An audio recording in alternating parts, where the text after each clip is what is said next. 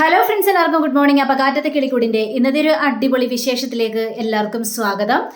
അങ്ങനെ നിധിയും സുധീഷും കൂടി ആകെ പെട്ടുപോയൊരവസ്ഥയിൽ ഇങ്ങനെ നിൽക്കുകയാണ്. അവിടെ കിടന്ന് ഈ സൈക്കോ സൂര്യയുടെ മതിയായ ഒരു പ്രകടനങ്ങൾ ഇതെല്ലാം കണ്ടു കഴിഞ്ഞപ്പോഴേക്കും പോലീസുകാർക്കും ആകെ കലി വരികയാണ്. ഇയാൾ ശരിക്കും സഹിക്കണമെന്നാണ് എനിക്ക് തോന്നുന്നത്. കാരണം അതേപോലുള്ള കാട്ടായങ്ങളാണല്ലോ കാണിച്ചു വിടുന്നത്, എങ്ങും കാണാത്ത ഒരുത്തൻ എന്നൊക്കെ പറഞ്ഞുകൊണ്ട് പോലീസുകാരും അങ്ങോട്ട് പരസ്പരം പറയുകയാണ്. അങ്ങനെ നമ്മുടെ നിധിയുടെ അച്ഛൻ രാജീവനാണെങ്കിൽ നിധിയെ സമാധാനപ്പെടുത്തുകയും അതേപോലെ തന്നെ പിന്തിരിപ്പിക്കുകയും ചെയ്യാണ്. മോളെ, നീ എൻ്റെ ഒപ്പം വരണം. ദേ എത്ര നേരം നിന്നെ ഞാൻ വിളിക്കുന്നു, നീ എന്തുകൊണ്ട് ഈ അച്ഛൻ പറയുന്ന കേൾക്കുന്നില്ല? നിനക്ക് ഞാൻ എല്ലാ കാര്യങ്ങളും ചെയ്തു തന്നിട്ടില്ലേ? നിനക്ക് ആവശ്യപ്പെട്ട കാര്യങ്ങളെല്ലാം ഞാൻ ചെയ്തു തന്നിട്ടില്ലേ? പിന്നെ നീ എന്തിനാണ് ഇങ്ങനത്തെ ഒരു പ്രവൃത്തി ചെയ്യുന്നത് നിധി എന്നൊക്കെ ചോദിച്ചു കഴിഞ്ഞപ്പോഴേക്കും നിധിക്കും ആകെ സങ്കടം. നിധി അങ്ങനെ കരഞ്ഞുകൊണ്ടിരിക്കുകയാണ്. അതേ അച്ഛനെ എല്ലാവരുടെ മുന്നിൽ നാണം കെടുത്താനായിട്ട് പാടില്ല, നിന്നെ അത്രയും ഞാൻ സ്നേഹിച്ചിട്ട് മാത്രമല്ല. അപ്പോൾ ഇത് കേട്ടുകഴിഞ്ഞപ്പോഴേക്കും നിധി ശരി അച്ഛാ, എങ്കിൽ ഞാൻ വരാം അച്ഛാ, അച്ഛൻ്റെ കൂടെ വരാം. കേട്ടാ അച്ഛന് ഭയങ്കര സന്തോഷം തോന്നുകയാണ്. ആണോ മോളെ, നിന്റെ ഒപ്പം വരുമോ? ഞാൻ വരാം അച്ഛാ, പക്ഷേ ഞാൻ അയാളുമായിട്ടുള്ള കല്യാണം നടത്തില്ല എന്ന് അച്ഛൻ എനിക്ക് വാക്ക് തരണം. എനിക്ക് ഏതായാലും അയാളെ കല്യാണം കഴിക്കാനായിട്ട് താല്പര്യമില്ല അച്ഛാ. അച്ഛൻ പോലീസുകാരുടെ മുന്നിൽ വെച്ച് എനിക്ക് വാക്ക് തരണം. അയാളുമായിട്ടുള്ള കല്യാണം നടത്തില്ല എന്നുള്ള വാക്ക് എനിക്ക് തരണം അച്ഛാ. ദേ നിധി, എന്തായാലും നമുക്ക് വീട്ടിൽ പോയി സംസാരിക്കാം. വീട്ടിൽ വെച്ച് എന്താണെങ്കിലും നമുക്ക് മനസ്സിലാക്കി തരാമല്ലോ. നീ പിന്നെ എന്തിനാ ടെൻഷനാവുന്നത്? നീ വീട്ടിലേക്ക് വാ. ഇല്ല അച്ഛാ, ഞാൻ വരില്ല. അച്ഛൻ എനിക്ക് ഈ ഒരു വാക്ക് തരാതെ ഞാൻ വീട്ടിലേക്ക് വരുന്ന പ്രശ്നമില്ല. ഓ, എനിക്ക് മനസ്സിലായേ, നിനക്ക് അവൻ്റെ ഒപ്പം പോകണോ അല്ലേ? അതിനു വേണ്ടിയല്ലേ നീ ഈ കാണിച്ചു കൂടുന്നത് മൊത്തം? എനിക്കറിയാം, അച്ഛനെക്കാലം വലുതാണ് നിനക്ക് അവനല്ലേ. നിനക്ക് അവനോട് പ്രണയം മൂത്തുപോയി, അതുകൊണ്ടാ നീ ഇങ്ങനെ കിടന്ന് പറയുന്നത് എന്നോട് എന്നൊക്കെ ഇങ്ങനെ സംസാരിക്കുമ്പോൾ, ഇല്ല അച്ഛാ, അച്ഛൻ വിചാരിക്കുന്നത് പോലെ എല്ലാ കാര്യങ്ങൾ, എനിക്ക് പ്രണയം ഒന്നുമില്ല അച്ഛാ. ദേ പിന്നെ എന്തിനാ നീ അവൻ്റെ ഒപ്പം ഇറങ്ങിപ്പോന്നു? നിന്നെയും തട്ടിക്കൊണ്ട് വന്നല്ലേ. സുധീഷ് ഒരു തെറ്റും ചെയ്തിട്ടില്ല അച്ഛാ.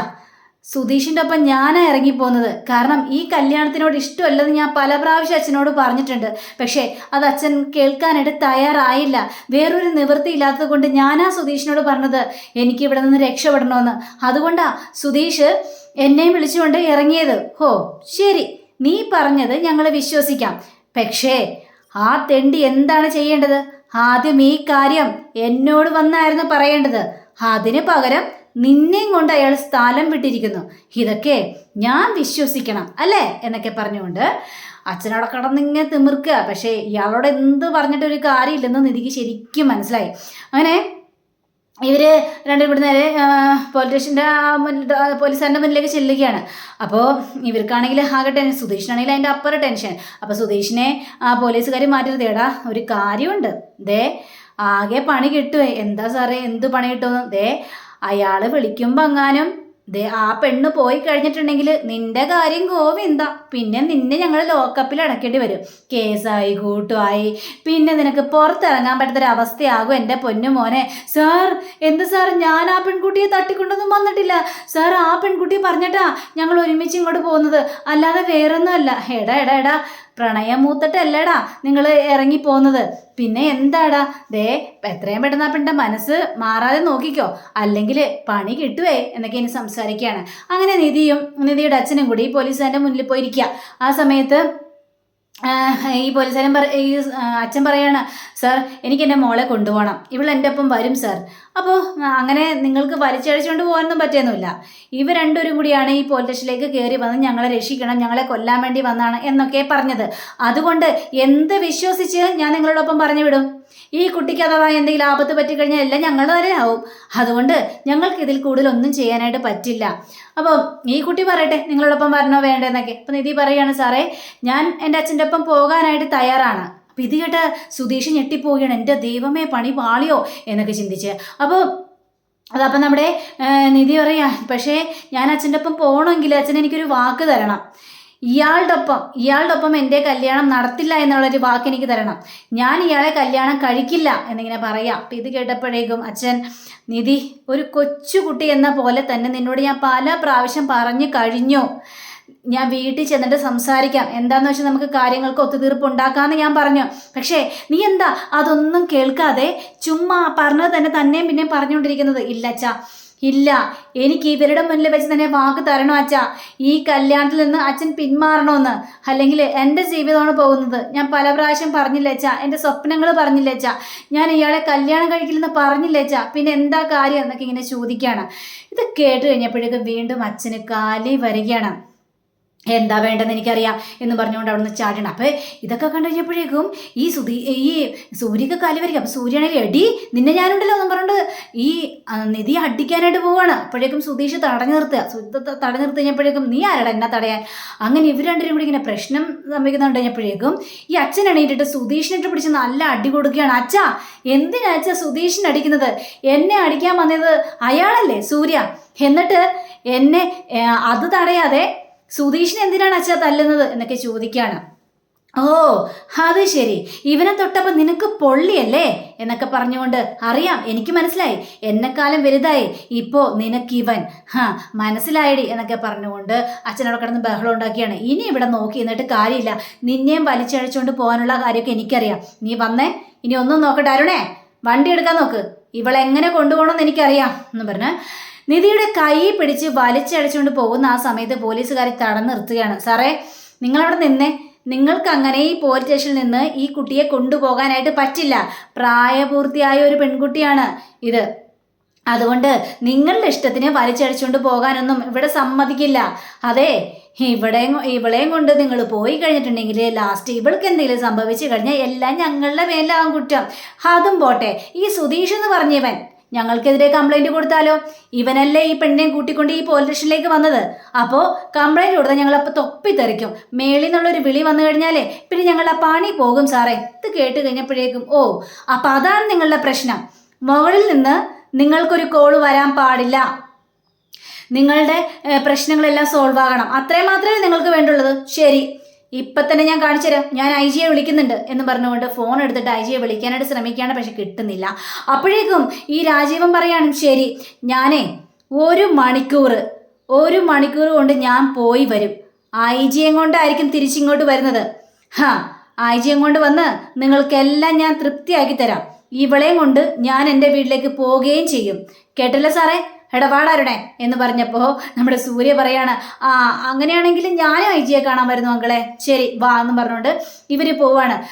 ഈ നിധിയാണെങ്കിൽ പേടിച്ച് പറിച്ചൊരു വല്ലാത്തൊരവസ്ഥ. അപ്പോൾ ഗുണ്ടകളാണെങ്കിൽ നമുക്ക് അവരുടെ പിന്നാലെ പോകണ്ടേ? എടാ അങ്ങനെ പോയാൽ എങ്ങനെയാണ് ശരിയാവുന്നത്? സാറിൻ്റെ മോൾ ഇവിടെയല്ലേ ഉള്ളത്, അപ്പം നമ്മൾ അവർക്ക് കാവലിരിക്കണ്ടേ എന്നൊക്കെ സംസാരിക്കുക. അത് ശരിയാണല്ലേ, കാവലിരിക്കണമല്ലേ. നിധിയാണെങ്കിൽ കരച്ചിൽ, നിധിക്കാണെങ്കിൽ പേടിയാവുന്നു. അതേ സുധീഷ്, എനിക്ക് പേടിയാവുന്നു, ഇനി എനിക്കിവിടുന്ന് പോകേണ്ടി വരും. ദേ ഐ ജി എങ്ങാനും വന്നു കഴിഞ്ഞിട്ടുണ്ടെങ്കിൽ പോകേണ്ടി വരുമെന്ന് എനിക്ക് തോന്നുന്നത്. ഇതാകെ പ്രശ്നമാകുമല്ലോ എന്നൊക്കെ ഇങ്ങനെ പറയാം. അപ്പോഴേക്കും ഈ നമ്മുടെ സുധീഷിനെ ഒരു പോലീസുകാരൻ വിളിച്ചുകൊണ്ട് പോവുകയാണ്. എടാ സുധീഷേ, ഇത് പ്രശ്നമാകും കേട്ടോ. അവർ ഐ ജിയും കൂട്ടി വന്നു കഴിഞ്ഞിട്ടുണ്ടെങ്കിൽ ഒന്നും ചെയ്യാനായിട്ട് പറ്റില്ല. ഐ ജിയും കൂട്ടി വന്ന് ഐ ജി ആ പെണ്ണിനെ അവരോടൊപ്പം വിടാൻ പറഞ്ഞിട്ടുണ്ടെങ്കിൽ ഞങ്ങൾക്ക് വിടാനേ പറ്റുള്ളൂ, കൂടുതലൊന്നും തടയാൻ പറ്റില്ല. അങ്ങനെ വന്നു കഴിഞ്ഞാൽ എന്ത് സംഭവിക്കും? എല്ലാ കുറ്റങ്ങളും നിന്റെ പേരിലാവും. അപ്പോൾ ഐ ജി പറയും നിന്നെ എടുത്ത് ലോക്കപ്പിലടച്ച് നല്ല അടി കൊടുക്കാൻ പറയും. ഐ ജി പറയുന്നതല്ലേ ഞങ്ങൾക്ക് കേൾക്കാൻ പറ്റുള്ളൂ. നിനക്കിട്ട് 2 അടി തരേണ്ടി വരും സുധീഷ് എന്ന് പറഞ്ഞപ്പോഴേക്കും സാറേ എന്താ സാറേ ഈ പറയുന്നത്? എടാ 2 ആയാലും നിനക്ക് കണക്കാ. ഇനിയിപ്പോൾ അവർ നിധിയുടെ ആൾക്കാർ നിന്നെ വിടുമെന്ന് തോന്നുന്നില്ല. ഇനിയിപ്പോൾ നിധിയെ കൊണ്ട് പോയാലും നിനക്കിട്ടതല്ല ഉറപ്പാണ്. നീ എത്ര നേരം ഇവിടെ പിടിച്ചു നിൽക്കാനായിട്ട് പറ്റുമോ? ഇല്ലല്ലോ. എപ്പോഴെങ്കിലും നീ പുറത്തേക്ക് ഇറങ്ങണ്ടേ? ദേ കുറേ ഗുണ്ടകൾ അവിടെ നിൽക്കുന്നത് കണ്ടില്ലേ, അവർ നിന്റെ കാത കഴിക്കും. സാറേ ഇങ്ങനെയൊന്നും പറയില്ലേ സാറേ. എങ്കിലേ ഒരു കാര്യം മാത്രമേ ചെയ്യാനുള്ളൂ. എന്ത് കാര്യം ചെയ്യാനുണ്ടെന്ന്? അതെ, നിങ്ങളുടെ കല്യാണം എത്രയും പെട്ടെന്ന് അങ്ങോട്ട് നടത്തുക. കല്യാണോ? എന്താ സാറേ കല്യാണം നടത്തുന്നൊക്കെ പറയുന്നത്? പിന്നെ കല്യാണം കഴിക്കാനല്ലേ നീ അവളെയും കൂട്ടിക്കൊണ്ട് വന്നത്? നിങ്ങൾ തമ്മിൽ ലവ്വല്ലേ, അതുകൊണ്ടല്ലേ? അതെ സാറേ, പക്ഷേ കല്യാണം ഇത്ര പെട്ടെന്ന് എന്നൊക്കെ പറഞ്ഞു കഴിഞ്ഞാൽ, എടാ ഇത്ര പെട്ടെന്ന് വിചാരിച്ചാൽ എന്താ കുഴപ്പം? കല്യാണം നടത്താനാണ് കൂട്ടിക്കൊണ്ട് വന്നത്. അപ്പോൾ ആ കല്യാണം സ്റ്റേഷനിൽ വെച്ച് തന്നെ ആയിക്കോട്ടെന്നേ.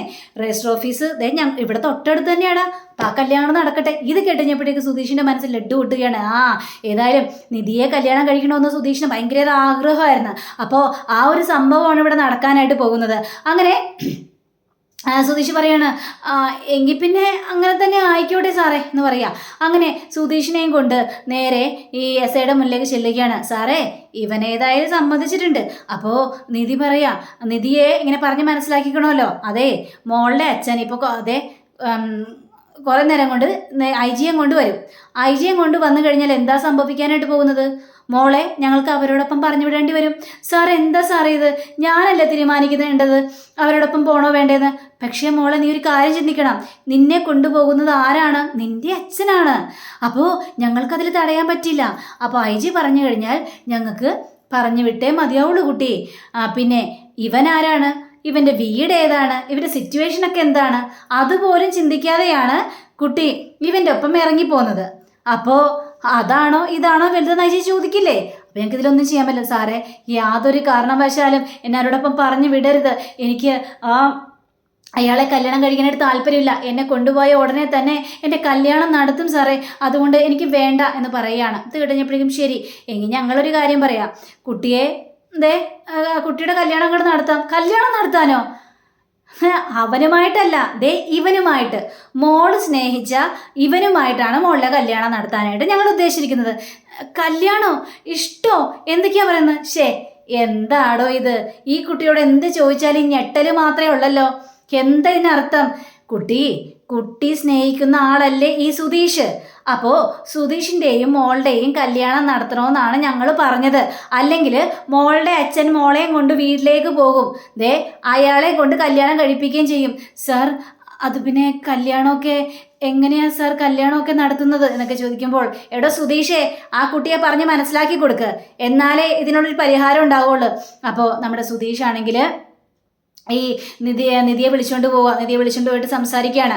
നിധി, ഈ കല്യാണം എന്നൊക്കെ പറഞ്ഞാൽ ഒറിജിനൽ കല്യാണം അല്ലെന്നേ, ഒരു ഫേക്ക് കല്യാണമായിട്ട് കരുതിയാൽ മതി. എന്നാലും അത് നടക്കുകയൊന്നുമില്ല. തന്നെ ഞാൻ കല്യാണം കഴിക്കാനോ? ഒരു കല്യാണത്തിൽ നിന്ന് ഞാൻ ഒളിച്ചോടിയതാ, എന്നിട്ട് തന്നെ വന്ന് ഞാൻ കല്യാണം കഴിക്കാനോ? ഇതൊക്കെ നടക്കാത്ത കാര്യമാണ്. അയ്യോ നിധി, കല്യാണം നടന്നില്ലെങ്കിൽ എന്താ പ്രശ്നമെന്നറിയാവോ? എല്ലാവരും കൂടി എന്നെ ചവിട്ടിക്കൊല്ലും. ഞാനൊരു മനുഷ്യനല്ലേ, എനിക്കും ജീവിക്കണ്ടേ? തനിക്ക് വേണ്ടി ഇത്രയും ഞാൻ കഷ്ടപ്പെട്ടിട്ട് എൻ്റെ ജീവൻ പണയം വെക്കാനാണോ ഞാൻ ഇത്രയും കഷ്ടപ്പെട്ടത് എന്നിങ്ങനെ ചോദിക്കുമ്പോൾ അത് പിന്നെ തനിക്കൊന്നും വരില്ല, ഞാൻ അച്ഛനോട് സംസാരിച്ചോളാം. പിന്നെ മകളുടെ വാക്ക് കേൾക്കാൻ പോകുന്ന ഒരു അച്ഛൻ, തൻ്റെ വാക്കൊന്നും തൻ്റെ അച്ഛൻ കേൾക്കാൻ പോകുന്നില്ല. തന്നെയും കൂട്ടിക്കൊണ്ട് പോകും, എന്നെ ചവിട്ടിക്കൊല്ലും. പിന്നെ നമ്മൾ രണ്ടുപേരുടെ കല്യാണം കഴിഞ്ഞ് കഴിഞ്ഞാൽ പിന്നെ പ്രശ്നമില്ല. മകളുടെ ഭർത്താവിനെ ഏതായാലും തൻ്റെ അച്ഛനൊന്നും ചെയ്യാനായിട്ട് പോകുന്നില്ല. പിന്നെ തന്നെ കൂട്ടിക്കൊണ്ടു പോവുകയില്ല. ആഫ്രിക്കൻ കങ്കാരുവിനെ കല്യാണം കഴിക്കേണ്ട ആവശ്യമില്ല എന്നൊക്കെ പറയാം. ഇതൊരു ഫേക്ക് കല്യാണം മാത്രമാണെന്നേ, നമ്മളെ രക്ഷപ്പെടാൻ വേണ്ടി ഉള്ളൊരു തന്ത്രം ആയിട്ട് മാത്രം വിചാരിച്ചാൽ മതി എന്ന് പറയാം. അപ്പോൾ അങ്ങനെയാണല്ലേ? അങ്ങനെയാണെങ്കിലും ഓക്കെ, ശരി, നമുക്ക് പോലീസുകാരോട് പോയി സംസാരിക്കാം. അങ്ങനെ SIയോട് സംസാരിക്കുകയാണ്. അതെ, കുട്ടി സമ്മതിച്ചോ? കുട്ടി സമ്മതിച്ചോ എന്ന് ചോദിച്ചപ്പോഴേക്കും സുധീഷ് പറഞ്ഞതുപോലെ ആണെങ്കിൽ ഞാൻ ഓക്കെയാണ്. അപ്പോൾ സുധീഷ് ആണെങ്കിൽ സാറേ ഞങ്ങൾ ഓക്കെയാണ് സാറേ കല്യാണത്തിന്. അങ്ങനെയാണെങ്കിലേ കല്യാണ ഡ്രസ്സൊക്കെ എടുക്കണം എന്ന് പറയാണ്. അപ്പോൾ കുട്ടിയുടെ അപ്പോൾ ബാഗ് വണ്ടിയിലുണ്ടെന്ന് പറയാണ്. ഏതായാലും വാ സുധീഷേ, താൻ എൻ്റെ ഒപ്പം വാ, കുട്ടിയുടെ ബാഗ് എടുത്തിട്ട് വരാമെന്ന് പറയണം. സാറേ, ഞാൻ പുറത്തിട്ട് ഇറങ്ങിയിട്ടുണ്ടെങ്കിൽ എന്നെ ഇടിക്കൂലേ? താൻ ചാവാതെ ഞാൻ നോക്കിയാൽ പോരെ, താൻ ഇങ്ങോട്ട് വാ എന്ന് പറഞ്ഞ് കൂട്ടിക്കൊണ്ട് പോവാണ്. അങ്ങനെ വേറൊരു വനിതാ പോലീസ് ആണെങ്കിൽ നമ്മുടെ ഈ നിധിയെ ഒരുക്കുന്ന തയ്യാറെടുപ്പാണ്. അപ്പോൾ സാരിയും കൊണ്ട് വരികയാണ്, സാരിയെ കുടിപ്പിക്കുകയാണ്. കുറച്ച് കഴിഞ്ഞപ്പോഴത്തേക്കും പൂമാലയൊക്കെ കൊണ്ടുവരിക. അപ്പോൾ ഈ പൂമാലയൊക്കെ കൊണ്ടുവരുന്നത് ഈ ഗുണ്ടകൾ കാണുകയാണ്. അപ്പോൾ ഗുണ്ടകൾ ഉണ്ടെങ്കിപ്പോഴേക്കേടാ പൂമാലയും കൊണ്ടാണല്ലോ പോകുന്നത്. അയ്യോ, അപ്പോൾ സാറിൻ്റെ മകളുടെ കല്യാണം നടത്താനാണ് പോലീസുകാർ തീരുമാനിച്ചിരിക്കുന്നത് എന്നവിടെ പറയാം. അങ്ങനെ പറഞ്ഞപ്പോൾ ഈ ഗുണ്ടകൾ നേരെ രാജീവനെ വിളിക്കുകയാണ്. രാജീവനെ വിളിച്ച് കഴിഞ്ഞപ്പോഴേ അവരാ വിളിക്കുന്നത്. എന്താണെന്ന് വെച്ചാൽ പറഞ്ഞു വിട്. അങ്ങനെ അരുണ കോൾ എടുക്കുകയാണ്. എന്താടോ എന്ന് ചോദിച്ചപ്പോഴേക്കും, സാറിൻ്റെ മോളുടെ കല്യാണം നടത്താനാ പോലീസുകാർ തീരുമാനിച്ചിരിക്കുന്നത്, പൂമാലയൊക്കെ കൊണ്ട് പോകുന്നത് കണ്ടു. ഇത് കേട്ട് കഴിഞ്ഞപ്പോഴേക്കും ഷോക്കായിപ്പോയി. പെട്ടെന്ന് ഫോൺ കട്ടാക്കുകയാണ്. അപ്പോൾ രാജീവൻ ചോദിക്കണം, എന്താടാ കാര്യം എന്ന് ചോദിച്ചപ്പോഴേക്കും, അച്ഛാ നിധിയുടെ കല്യാണം നടത്താൻ പോവാന്ന്. ഇത് കേട്ടതും സൂര്യയും എല്ലാവരും കൂടി അവിടെ കിടന്ന് പരക്കം മാഞ്ഞ ഓട്ടമാണ്. ഈ സമയം തന്നെ നമ്മുടെ നിധിയെ നല്ല അടിപൊളിയായിട്ട് ഒരുക്കിയൊക്കെ ചെയ്തു പോലീസ്. ഇപ്പം കണ്ടു കഴിഞ്ഞാൽ ശരിക്കൊരു മണവാട്ടിയെ പോലെ തന്നെ ഉണ്ട് കേട്ടോ എന്നും പറയുകയാണ്. അപ്പോൾ നിധിക്കാണെങ്കിൽ ആകെ സങ്കടവും തോന്നുകയാണ്. അങ്ങനെ നിധിയും സുധീഷും കൂടി വരികയാണ്. അപ്പോൾ ആ സമയത്ത് തന്നെ രാജീവൻ അവിടെ എത്തിക്കഴിഞ്ഞു. നിധിയുടെ ആ ഒരു കല്യാണ വേഷം കണ്ടുകഴിഞ്ഞപ്പോഴേക്കും രാജീവന്റെ ചങ്ക് തകർന്നൊരു അവസ്ഥയെ നിൽക്കുകയാണ്. അരുണാണെങ്കിൽ ഈ അരുണും അതേപോലെ തന്നെ സൂര്യക്കും ആണെങ്കിൽ കലി വന്നിട്ടൊരവസ്ഥയിലാണ് നിൽക്കുകയാണ്. അങ്ങനെ ഇതേ കണ്ടില്ലേ, ഞങ്ങൾ ഇവരുടെ കല്യാണം നടത്താൻ തീരുമാനിച്ചു. സാറേ, സാറോട് ആരോട് ചോദിച്ചിട്ടാണ് സാറേ കല്യാണം നടത്തുന്നത് എന്ന് ചോദിച്ചപ്പോഴേക്കും ആരോട് ചോദിക്കണം, ഞങ്ങൾക്ക് ഇവരുടെ അനുവാദം മാത്രം മതി. കാരണം ഇവർ സ്നേഹിച്ചതാണ്, ഇവരുടെ കല്യാണം നടത്തണമെന്ന് പറയുമ്പോൾ ഞങ്ങൾ എന്ത് ചെയ്യാനാണ് എന്നൊക്കെ പറയുക. കുറച്ച് കഴിഞ്ഞപ്പോഴേക്കും രജിസ്ട്രാർ വരികയാണ്. എന്തെല്ലാം ഓക്കെ അല്ലേ എന്നൊക്കെ ചോദിച്ചപ്പോഴേക്കും എല്ലാം ഓക്കെ ആണെന്നും പറയാ. അപ്പോൾ നമ്മുടെ രാജീവൻ വീണ്ടും നിധിയോട് ചോദിക്കണം, മോളെ ഞാൻ നിന്നോട് അവസാനമായിട്ടൊരു ചോദ്യം ചോദിക്കാം മോളെ, മോള് അച്ഛനൊപ്പം വരുമോ ഇല്ലയോ എന്നിങ്ങനെ ചോദിക്കുകയാണ്. ഇത് കേട്ട് കഴിഞ്ഞപ്പോഴേക്കും നിധി ഈ സുധീഷിനെ കുറിച്ച് ആലോചിക്കുകയാണ്. അങ്ങനെ അങ്ങാനും പോയി കഴിഞ്ഞാൽ സുധീഷിനെ കമ്പിപ്പാര വെച്ച് അടിച്ചു കൊല്ലുന്ന രംഗമാണ് നമ്മുടെ നിധി ഓർത്തെടുക്കുന്നത്. ഇത് ഓർത്ത് കഴിഞ്ഞപ്പോഴേക്കും നിധി പറയും, ഇല്ലച്ചാ ഞാൻ വരില്ല എന്ന് പറയാം. അങ്ങനെ രാജീവൻ നേരെ ഈ നിധിയുടെ അടുത്തേക്ക് ചെല്ലുകയാണ്. അങ്ങനെ ചെന്ന് കഴിഞ്ഞപ്പോഴേക്കും സാറേ വേണ്ട സാറേ എന്ന് പറയുമ്പോൾ സുധീഷിൻ്റെ കാരണം നോക്കി ഒന്ന് പൊട്ടിക്കുകയും ചെയ്യാണ്. മതിയായി, തൃപ്തിയായി, നിനക്ക് വേദനിച്ചല്ലേ, ഞാൻ ഇവൻ അടിച്ചു കഴിഞ്ഞപ്പോഴേക്കും നിനക്ക് വേദനിച്ചല്ലേ, അപ്പം അച്ഛനല്ല നിനക്ക് വലുത്, നിനക്ക് വലുത് ഇവനാണല്ലേ നിധി, മതിയായി എനിക്കെന്ന് പറഞ്ഞുകൊണ്ട് അവിടെ നീങ്ങി നിൽക്കുക. നിങ്ങൾ മാറിക്കിടോ, ആക്രമണമൊന്നും വേണ്ട, അങ്ങോട്ട് മാറി നിൽക്ക്, മകളുടെ കല്യാണം കണ്ടിട്ട് പോയാൽ പൂമാല എടുത്തുകൊണ്ട് വരിക. പൂമാല എടുത്തുകൊണ്ട് വന്നിട്ട് നമ്മുടെ സുധീഷിൻ്റെ കയ്യിലേക്ക് കൊടുക്കുകയാണ്. ഇനി അവളുടെ കഴുത്തിലേക്ക് ഇട്ടോളാന്ന് പറയാ. ദൈവമേ, ഇനി വൈകി കഴിഞ്ഞിട്ടുണ്ടെങ്കിൽ നിധിയുടെ മനസ്സ് മാറും, പ്രശ്നമാവും. അങ്ങനെ സുധീഷ് പെട്ടെന്ന് തന്നെ ആ ഒരു മാല എടുത്ത് നിധിയുടെ കഴുത്തിലേക്ക് ഇട്ട് കൊടുക്കുകയാണ്. അപ്പോൾ നിധിയുടെ കയ്യിലേക്കും ഈ പൂമാല കൊടുക്കുക. പൂമാല എടുത്തിട്ട് സുധീഷിൻ്റെ കഴുത്തിലേക്ക് ഇട്. പക്ഷെ നിധി ഇടുന്നില്ല, കുറേ നേരം പറഞ്ഞു ഇടുന്നില്ല. പോലീസുകാർക്ക് കലിയും വരുന്നുണ്ട്. സുധീഷിനാകെ പേടി തോന്നി. സുധീഷ് ആണെങ്കിൽ ഇങ്ങ ഇട് എന്ന് പറഞ്ഞുകൊണ്ട് അവളെ കൈ പിടിച്ചുകൊണ്ട് നേരെ ഇടുക. അപ്പോഴത്തേക്കും രാജീവന്റെ ഇടപാട് തീർന്നു.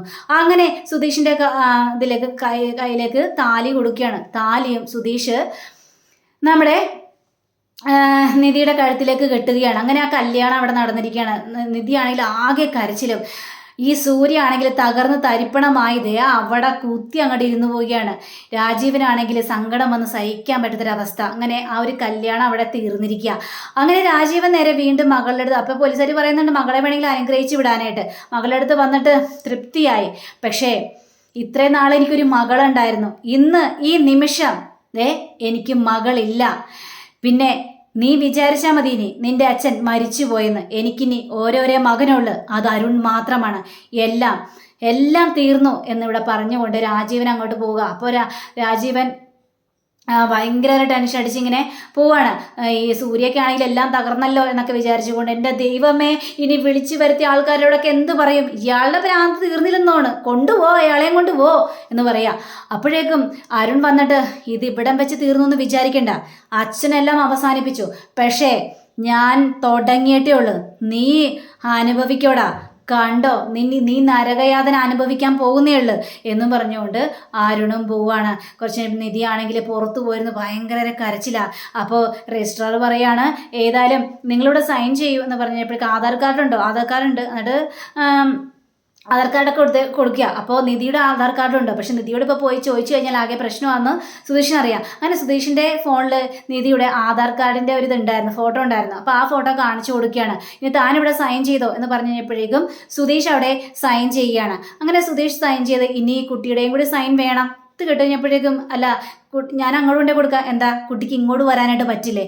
അല്ല സാർ, അത് പിന്നെ സങ്കടപ്പെട്ടിരിക്കുകയല്ലേ, അതുകൊണ്ട് ഇങ്ങോട്ട് വരാൻ ബുദ്ധിമുട്ടുണ്ടായിരിക്കും, ഞാനത് കൊണ്ട് കൊടുക്കാം. ശരി, കൊടുക്ക്. അങ്ങനെ സുധീഷ് ആ രജിസ്റ്റർ ബുക്ക് എടുത്തുകൊണ്ട് നേരെ നിധിയുടെ അടുത്തേക്ക് ചെല്ലുകയാണ്. നിധി, ഇനി ഇതിലൊരു സൈൻ ചെയ്യാവോ? സൈനോ? എന്ത് സൈന്? എന്താ ഇത് എന്ന് ചോദിച്ചപ്പോഴേക്കും, ഇത് രജിസ്റ്റർ ബുക്കോ? അതെ, നമ്മുടെ കല്യാണം കഴിഞ്ഞു എന്നുള്ളൊരു രജിസ്റ്റർ ബുക്ക്. ഓ, താനെന്നെ ചതിക്കുമായിരുന്നല്ലേടോ, ഞാനൊരു സൈനും ചെയ്യൂല എന്നും പറഞ്ഞുകൊണ്ട് ബുക്ക് എടുത്ത് വലിച്ചെറിയുകയാണ് നിധി. അപ്പം അങ്ങനെയും കാണിച്ചുകൊണ്ടാ നമ്മുടെ ഇന്നത്തെ റിവ്യൂ ഇവിടെ അവസാനിച്ചിരിക്കുന്നത്. അടുത്ത റിവ്യൂവിനെ കാത്തിരിക്കുക, സബ്സ്ക്രൈബ് ചെയ്യുക. എല്ലാവർക്കും നല്ലൊരു ദിനം ആശംസിച്ചു. നമസ്കാരം. Thank you. See again. By.